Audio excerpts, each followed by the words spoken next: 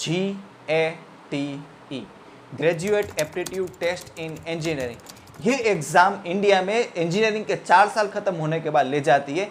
इस एग्जाम को क्रैक करने के बाद आप पब्लिक सेक्टर जैसी बहुत बड़ी कंपनीज में जॉब भी पा सकते हो और IITs, NITs जैसी बड़ी कॉलेज में मास्टर डिग्री के लिए आप एडमिशन भी ले सकते हैं। तो आज हम कुछ अलग करने वाले, क्या करने वाले, इसी गेट एग्जामिनेशन का कोई एक क्वेश्चन उठाएंगे और उस क्वेश्चन को हाई स्कूल लेवल के फिजिक्स के कंसेप्ट का यूज करके सोल्व करने की ट्राई करेंगे और देखेंगे ये क्वेश्चन सोल्व होता है या नहीं। तो without wasting further time, let's get started.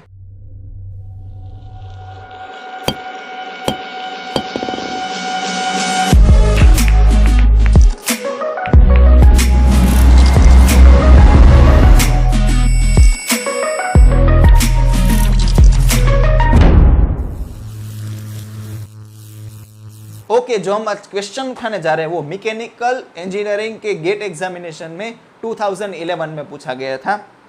ये क्वेश्चन है फ्लूइड मैकेनिक्स से रिलेटेड। उसमें भी कौन सा topic, fluid dynamics.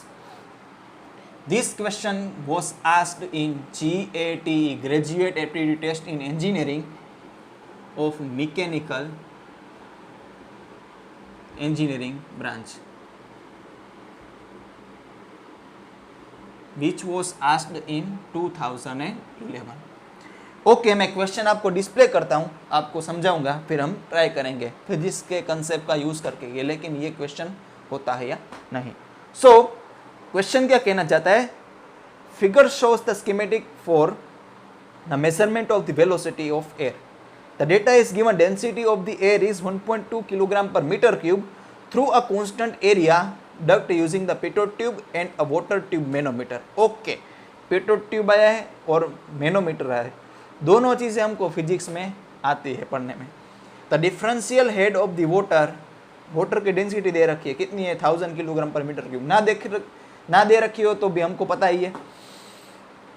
In the 2 columns of the manometer is 10 mm, जो आपको फिगर में दिख रहा है।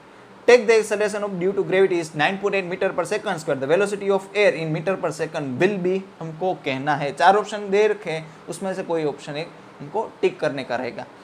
क्या करें, पहले जो डेटा है वो हम नोट कर लेते हैं। The density of air, rho air is given 1.2 kg per metre cube और वाटर की भी डेंसिटी दे रखी है, कितनी है, 1000 kg per metre cube. Figure हम यहाँ पे ड्रॉ करते हैं। ये पूरा एक सेक्शन है जिसमें एयर फ्लो हो रही है। तो यहाँ पे एक यू ट्यूब मैनोमीटर रख दिया है और इस अरेंजमेंट को हम क्या कहते हैं, पिटोट ट्यूब। पिटोट ट्यूब का काम क्या होता है, किसी भी फ्लूइड का फ्लो रेट मेजर करना या फिर स्पीड मेजर करने। ओके, तो यहाँ से एयर जा रही होगी जिसकी वेलोसिटी होगी v, वो हमको फाइंड करने की है। और ये जो इसकी वजह से जो प्रेशर डिफरेंस क्रिएट होगा वो कितना है, equivalent to 10 mm of water. The gap between them is 10 millimetre. नहीं मजा आया, x को हम क्या लिखते हैं, इसको सपोज h लिखिए तो क्या लिखेंगे, 10 × 10⁻³ मीटर। सारी चीज़ें ऐसा यूनिट में रखने की तो सारी चीज़ें क्या हो जाएगी, आसान हो जाएगी। तो पिटोट ट्यूब में हम कौन सा प्रिंसिपल यूज करेंगे, यूजिंग बर्नौलीज प्रिंसिपल।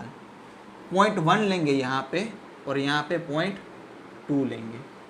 ओके, चलो देखो तो पहला बर्नौलीज इक्वेशन क्या लिखते हैं, P + ½ ρv² plus ρgh is equals to constant.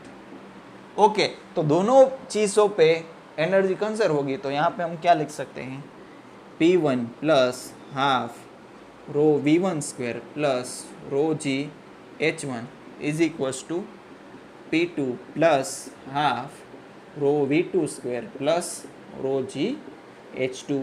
और यहाँ पे देखिए फ्लो कौन हो रहा है, एयर फ्लो हो रहा है, तो हम इक्वेशन में जो डेंसिटी लेंगे वो किसकी लेंगे, एयर की ही लेंगे। तो ये एयर, तो ये भी एयर, ये भी एयर और ये भी एयर।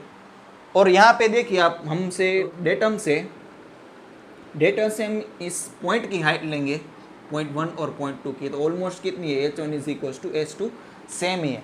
तो ये पोर्शन और ये पोर्शन तो कट हो गया। और यहाँ पे देखिए पॉइंट 1 पे कोई चीज यहाँ पे नहीं रखी जो एयर के फ्लो को रोक रखेगा। यहाँ पे तो एयर की फ्लो की स्पीड कितनी होगी, v होगी, लेकिन यहाँ पे हम देखें गौर से तो यहाँ पे जो ये पोर्शन है वो एयर को स्टॉप कर देगा। That means at point 2 the velocity of air is 0। P1 plus half rho a, V1 की जगह पे हम क्या लिखेंगे, v square is equals to P2 plus half rho a 0 का स्क्वेयर। तो half rho a v square is equals to P2 minus P1। यहाँ पे प्रेशर P1 है तो ये एयर कॉलम की वजह से कोई प्रेशर जनरेट नहीं होगा, तो यहाँ पे प्रेशर P1 होगा, तो यहाँ पे भी प्रेशर कितना होगा, P1 होगा। यहाँ पे प्रेशर P2 होगा तो यहाँ पे भी प्रेशर क्या हो जाएगा, P2 हो जाएगा। तो यहाँ पे हम कोई पॉइंट लेते हैं, x पॉइंट ले लें यहाँ पे और यहाँ पे x डैश। तो x पॉइंट और x डैश पॉइंट दोनों जमीन की सेम ऊंचाई पे है, सेम हाइट पे, तो pressure at point x is equal to pressure at point x dash. Pressure at point x देखते हैं, P1 तो ऊपर से लग ही रहा है, प्लस में ये जो वाटर है उसकी कॉलम कितनी हाइट की, 10 power minus 2, rho water g into 10 power minus 2। और यहाँ पे देखिए यहाँ पे प्रेशर कितना होगा, डायरेक्टली P2 ही होगा। यहाँ पे देखो क्यों, यहाँ पे कोई वाटर ही नहीं, एयर है, एयर के कॉलम की वजह से कोई इतना ज़्यादा प्रेशर डिफरेंस क्रिएट होगा नहीं। तो यहाँ पे हम क्या लिखेंगे, सिर्फ P2 लिखेंगे। तो P2 माइनस P1 की वैल्यू यहाँ पे हम लिख सकते हैं rho W G into 10 power minus 2।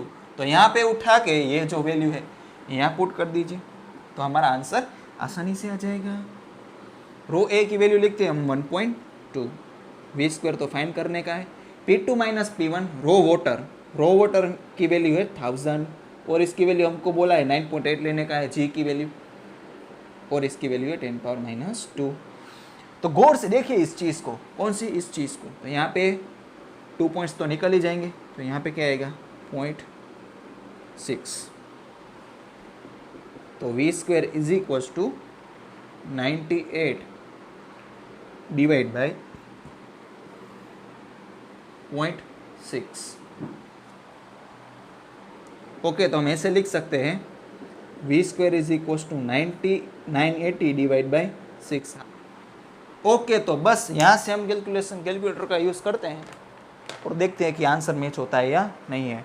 क्या करने का है, 980 डिवाइड बाई 6 163.33, स्क्वायर रूट में 163.33, स्क्वायर रूट में 163, okay 12.76, v is equals to 12.76 metre per second. देखते हैं ऑप्शन में ये है या नहीं।